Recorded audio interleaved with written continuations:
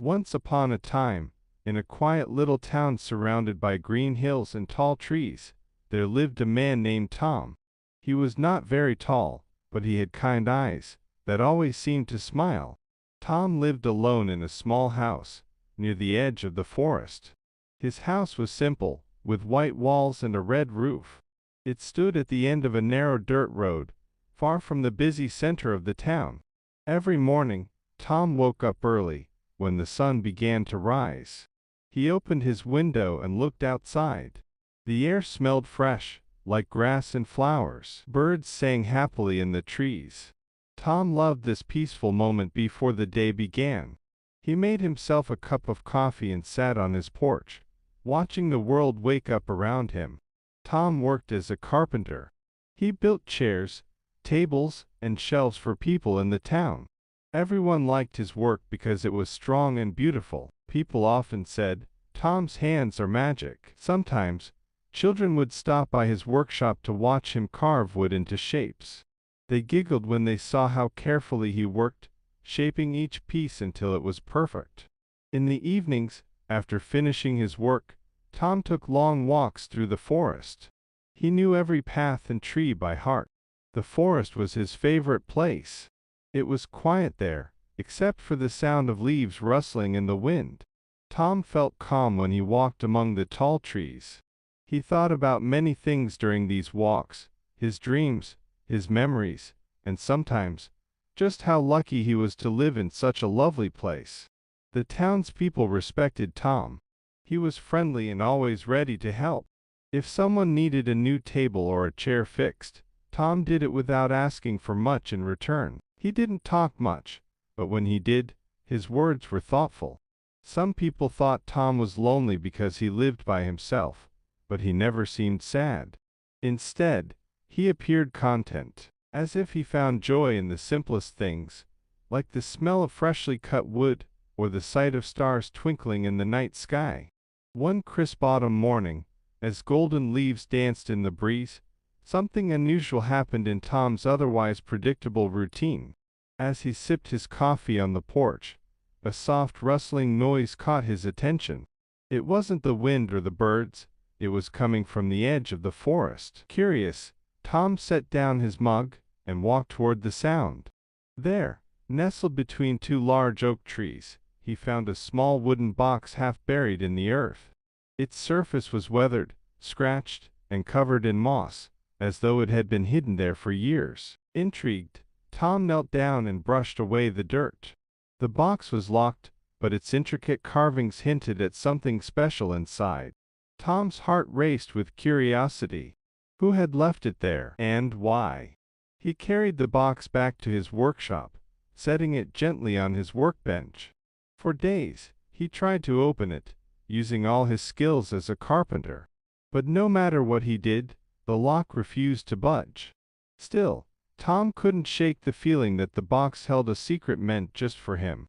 He spent hours examining its carvings, tracing the patterns with his fingers. Each mark seemed to tell a story, though he couldn't yet decipher it. Word of the mysterious box spread quickly through the town. Neighbors stopped by to see it, offering theories about its origins. Some thought it might contain treasure, while others believed it was cursed. A few even suggested it belonged to an old hermit who once lived in the forest. But no one could say for sure. Tom decided to take the box into the forest, hoping the surroundings might inspire him. Sitting under the same oak trees, where he'd found it, he studied the carvings again. This time, he noticed something he hadn't seen before. Tiny symbols etched into the wood, almost invisible unless the light hit them just right. They looked like letters, but they weren't from any language he recognized.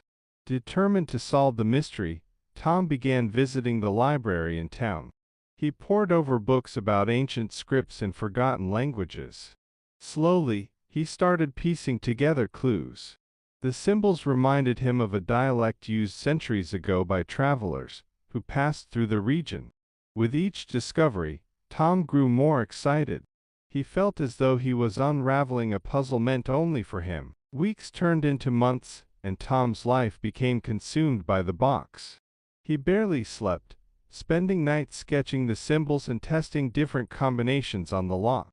Finally, one rainy evening, he heard a faint click. His hands trembled as he lifted the lid. Inside, he found a collection of old maps, faded photographs, and a handwritten journal. The pages were brittle, the ink smudged in places, but the words were clear enough to read. The journal belonged to a man named Elias, who had lived in the forest decades earlier.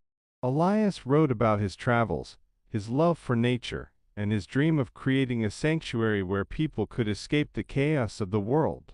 As Tom read further, he realized that Elias had chosen him to continue this mission. The maps showed hidden paths and landmarks throughout the forest, guiding Tom to spots Elias had marked as sacred. Inspired by what he'd discovered, Tom dedicated himself to bringing Elias' vision to life. He cleared trails, planted flowers, and built benches along the paths. He invited the townspeople to join him, sharing the story of the box and its secrets. At first, only a few came, but soon, more and more joined in, eager to be part of something meaningful. The forest transformed into a magical place, full of beauty and wonder. Families picnicked beneath the trees, children played hide and seek among the bushes, and couples strolled hand in hand along the winding paths. Tom watched it all with pride, knowing he had fulfilled Elias' dream. Though the box remained closed once more, its purpose now complete, Tom kept it in his workshop as a reminder of the journey it had sparked. He often wondered if Elias was watching from somewhere, smiling at what had become of his legacy. Whatever the truth, Tom knew one thing for certain: sometimes, the greatest adventures begin with the smallest discoveries. As the weeks passed, the forest sanctuary became a beloved part of the town. People came from neighboring villages to see the transformation. They marveled at the way Tom had brought Elias' vision to life. The trails were lined with wildflowers, and the benches offered perfect spots to sit and listen to the sounds of nature. Even the oldest residents of the town, who rarely ventured out, found themselves drawn to the peaceful haven. But Tom wasn't done yet. He felt a deep connection to the forest now, as if it had become an extension of himself. Every morning, he visited the sanctuary to check on the plants, repair any damaged benches, or simply walk the paths. One day, as he wandered deeper into the woods than usual, he stumbled upon a clearing he had never noticed before. In the center of the clearing stood a massive stone, its surface smooth and flat, like a natural table. Etched into the stone were more of the strange symbols he had seen on the box. Tom's heart skipped a beat. Could this be another clue left by Elias? He ran his fingers over the carvings, feeling their grooves. Unlike the box, these symbols were larger and easier to study. Tom pulled out his notebook and began sketching them, determined to uncover their meaning. Back in his workshop, Tom compared the new symbols to those in the journal. To his surprise, they matched some of the entries Elias had written about sacred places. According to the journal, these stones were markers, guides to hidden treasures buried deep within the forest. Elias described them as gifts from the land itself, meant to inspire those who found them. Tom's curiosity burned brighter than ever. He decided to follow the trail of symbols, hoping to discover what lay at the end. Armed with his notebook, a lantern, and a sturdy walking stick, he set out early one morning. The air was cool and crisp, and the forest was alive with the sounds of birdsong and rustling leaves. The first marker led him to a stream that sparkled in the sunlight. There, carved into a rock beside the water, was another set of symbols. Tom paused to drink from the stream and rest his feet. As he sat there, he noticed something shimmering in the water. Reaching in, he pulled out a small silver charm shaped like a leaf. It was delicate and beautifully crafted, clearly very old. Tom slipped it into his pocket, wondering if it was another piece of the puzzle. Following the stream, Tom came to a second marker, a gnarled tree with symbols carved into its trunk. The journal mentioned this tree as a place of reflection. Tom sat beneath its branches, listening to the wind whisper through the leaves.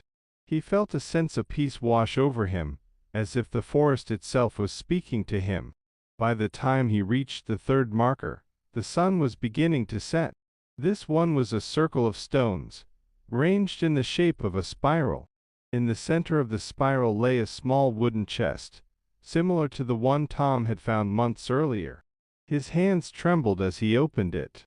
Inside, he found a bundle of letters tied with a ribbon, along with a map that showed the entire forest in incredible detail. The letters were addressed to Tom.